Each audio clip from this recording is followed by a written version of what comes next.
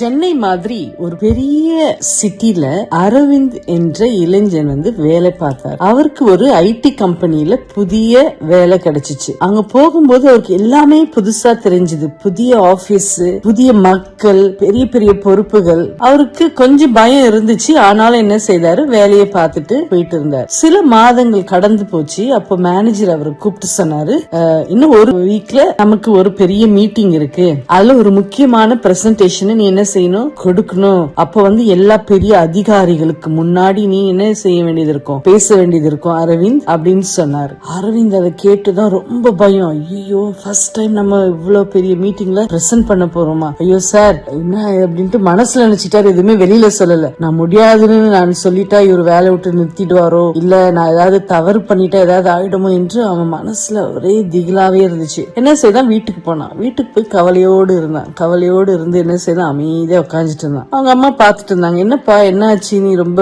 டல்லா இருக்கிய அப்படின்னு கேக்குறாங்க. அதற்கு அவன் சொன்னாமா, இது மாதிரி மேனேஜர் என்ன பிரசன்டேஷன் பண்ண சொல்றாரு, அதுதான் எனக்கு வருத்தமா இருக்கு அப்படின்னு சொல்றாங்க. அப்ப அவங்க அம்மா சொல்றாங்க, அரவிந்த், எத்தனை பேரு உங்க ஆபீஸ்ல வேலை செய்தோம், உனக்கு இந்த வாய்ப்பு கிடைக்குதுன்னா நீ என்ன செய்யணும், கடவுளுக்கு நன்றி சொல்லணும் முதலாவது. அடுத்தது, என்னால முடியும், தேவன் என்னோடு கூட இருக்கிறாருன்னு சொல்லி நினைச்சிட்டு பைபிள் வாசித்துட்டு ஜபம் பண்ணிட்டு படு, எல்லாம் நல்லதா நடக்கும் அப்படின்னு சொல்லி அவங்க அம்மா அட்வைஸ் பண்றாங்க. இன்னொரு வசனமும் சொல்றாங்க, பைபிள்ல 365 முறை இருக்கு, டு நாட் ஃபியர், பயப்படாதே. அது நம்ம ஒரு நாளைக்கு ஒரு வசனத்தை நினைச்சாலே என்ன ஆயிடும், நம்ம பயம் எல்லாம் போயிடும்பா, நீ கவலைப்படாதேன்னு சொல்லிட்டு அம்மா போயிடுறாங்க. அவங்க போனதும் இவர் பைபிளை திறந்து வாசிக்கும் போது அவருக்கு கண்பட்ட வசனம் ஏசாயா 41:10, நான் உன்னோடு இருக்கிறேன், நீ பயப்படாதே. அதை படிச்சுதான் அவருக்கு ஒரு நிம்மதி கிடைச்சது. ஒரு அமைதியாக இருந்து ஜபம் பண்ணிட்டு என்ன செய்தாரு, கடவுளே நான் பயப்படுறேன், ஆனா நீங்க என்னோடு கூட இருக்கிறீங்க, எனக்கு தைரியத்தை தாங்க அப்படின்னு சொல்லிட்டு ஜபம் பண்ணிட்டு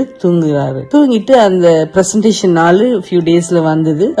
அப்போ கொஞ்சம் ஹார்ட் ஃபாஸ்டா பீட் ஆச்சு, கொஞ்சம் ஷிவரிங் இருந்துச்சு. ஆனாலும் ஒரு சின்ன பிரேயர் பண்ணிட்டு மீட்டிங் போறாரு. போய் அந்த பிரசன்டேஷன் ரொம்ப அழகா பண்றாரு. ரொம்ப அழகா பண்ணதுமே அங்க வந்த ஆபீசர்ஸ், பெரிய பெரிய தலைவர்களுக்கு ரொம்ப பிடிச்சது. எல்லாருமே கை தட்டி அப்ரிஷியேட் பண்றாங்க. அது முடிஞ்சதும் மேனேஜர் சிரிச்சுட்டே சொன்னாராம், Aravind, good job Aravind, well done அப்படின்னு சொல்லிட்டு போனாரு. அந்த நேரத்துல அவனுக்கு ரொம்ப மகிழ்ச்சி ஆயிடுச்சு. அப்ப நினைச்சிட்டான், நான் எது பண்ணாலும் நான் என்ன செய்யல, தனியா பண்ணல, தேவன் என்னோடு இருக்கிறார், அவருக்கு எனக்கு தேவையான ஞான அறிவு எல்லாமே தருவார் அப்படின்னு சொல்லிட்டு சந்தோஷத்தோட இருந்தானா. இந்த கதையில இருந்து நம்ம என்ன தெரிஞ்சுக்கிறோம்னா, பயம் வந்தாலும் நம்ம தேவனை நம்பினா நமக்கு எல்லாம் தைரியமா என்ன செய்யலாம், நிற்கலாம். நீங்க இன்னைக்கு ஏதாவது பண்ணணும்னு நினைக்கும் போது அந்த தைரியம் இல்லாம பண்ணாம விட்டுட்டீங்களா, கவலைப்படாதீங்க, சமாதானத்தோடு நித்திரைக்கு போங்க. நாளை விடியும் போது ஏதாவது ஒரு காரியம் நீங்க செய்யணும்னு நினைக்கும் போது தைரியமாக கர்த்தர் இடத்துல கேட்டுட்டு அது நல்ல ஒரு விஷயமா இருந்தா தேவன் உங்களோடு கூட இருப்பார். நீங்க என்ன செய்யலாம், தைரியமாக